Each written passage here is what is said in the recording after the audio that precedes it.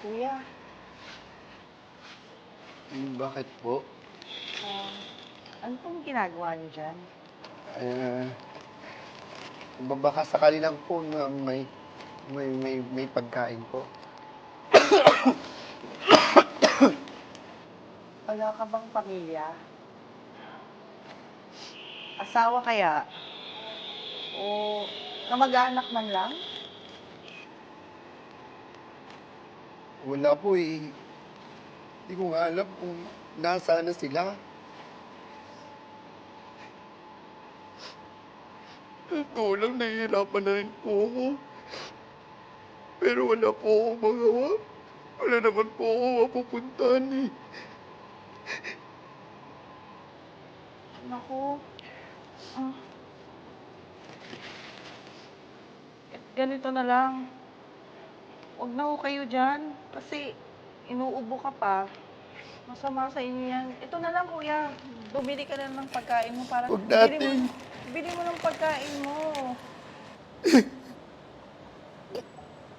Pero salamat po dito. Makakabili na po ako ng pagkain.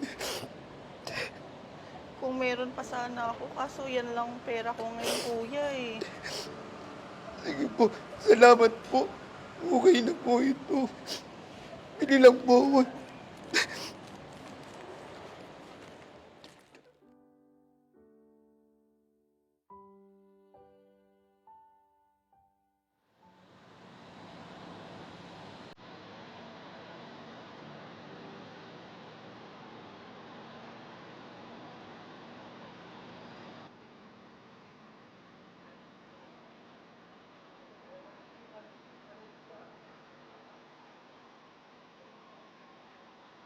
Hoy! Bakit to? Ano ba? Magnakaw! Magnakaw! Tulong! Tulong!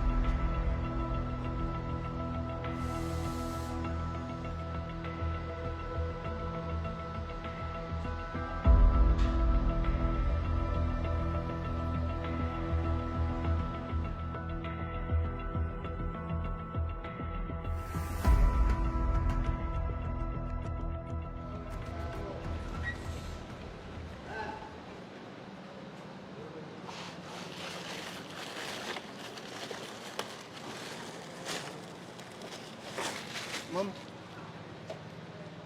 Oh, kuya. Ikaw na naman. Baka nangangalakal ka na naman, ha? ma'am, inaabangan po kita eh. Sa inyo po ba ito, ma'am? Kuya, Napulot ko po kasi doon sa kanto. sa akin nga to. May kasama po pong bag, ma'am. Bag ko to, ha? Ma'am, wala po akong ginalaw dyan, ma'am, ha? Wala po akong kinuha dyan, ma'am.